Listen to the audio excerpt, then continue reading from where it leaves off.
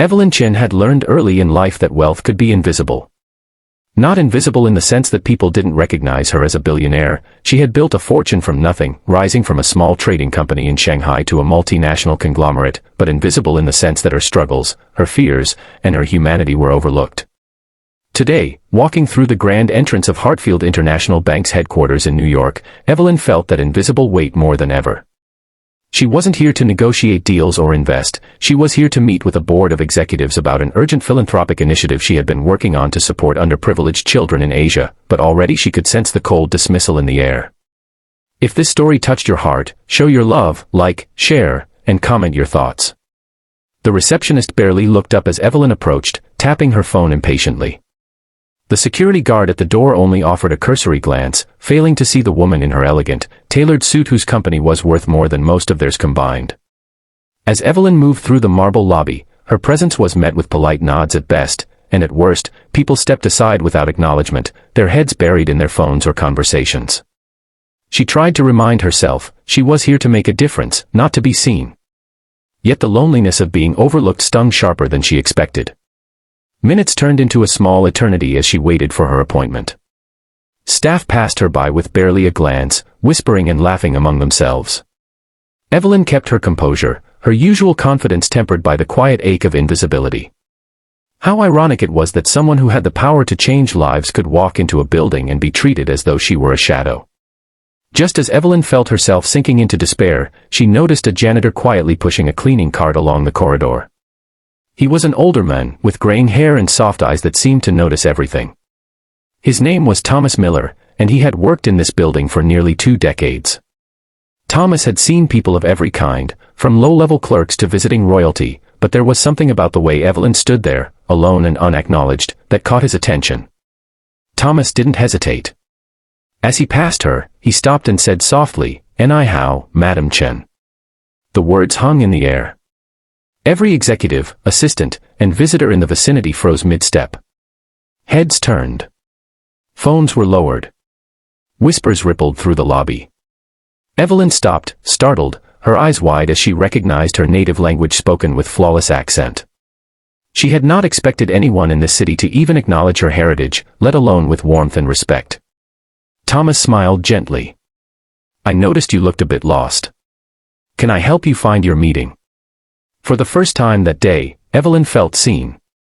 Her voice caught in her throat as she nodded, trying to steady herself. "Yes, thank you," she said, her words heavy with emotion. As Thomas guided her through the maze of hallways, Evelyn noticed the reactions around her. Staff who had ignored her before were now watching intently. Some were whispering among themselves, others had stopped in their tracks, unsure how to react. It was remarkable how a single act of recognition, so simple, so human, could transform an entire atmosphere. During the brief walk to the executive conference room, Evelyn and Thomas exchanged stories. She learned he had immigrated from a small town in Ohio, had worked his way up from a dishwasher in a diner to a janitorial supervisor, and had always believed in the dignity of kindness. He told her about his granddaughter, who loved reading about successful women leaders, and how he hoped she would grow up believing she could make a difference. Evelyn, in turn, shared fragments of her life, the sleepless nights building her company, the moments of doubt, and the constant pressure to appear unshakable. When they reached the door of the boardroom, Evelyn took a deep breath. She turned to Thomas and said, "You've given me something I didn't realize I needed today, reminded me that being human matters more than being noticed." Thomas simply nodded, his gentle eyes reflecting a humility that matched the wisdom in his words. Inside the conference room, the executives were surprised. Some were embarrassed that they had not acknowledged her earlier, others tried to maintain their professional composure, though it was clear the moment had unsettled them. Evelyn began her presentation, her voice calm but resonant, fueled by the gratitude and warmth she had just received. She outlined a bold initiative to build schools and provide scholarships for thousands of children in rural Asia, an initiative she had been planning for months. But today, she spoke not only with authority but with heart, because she had been reminded that her value as a human being, not just a business leader, mattered. By the end of the meeting, the executives were not only persuaded, they were inspired. Several approached her afterward, asking how they could assist and contribute. Evelyn smiled, but her thoughts returned to Thomas. She realized that the small gestures, the moments when someone truly sees another person, were often the most powerful catalysts for change. Before leaving, Evelyn found Thomas back in the lobby, finishing his rounds. She approached him, a rare softness in her eyes. "Thomas, would you allow me to include you in this initiative? Your insight, your compassion, it's exactly what this project needs." Thomas shook his head, refusing at first with modesty. "I'm just a janitor. I do my work, and I try to treat people well." Evelyn laughed softly, shaking her head. "You do more than that. Today, you reminded a billionaire of her humanity. You reminded me that every person has the power to make a difference. You belong in this, Thomas, if you'll allow it."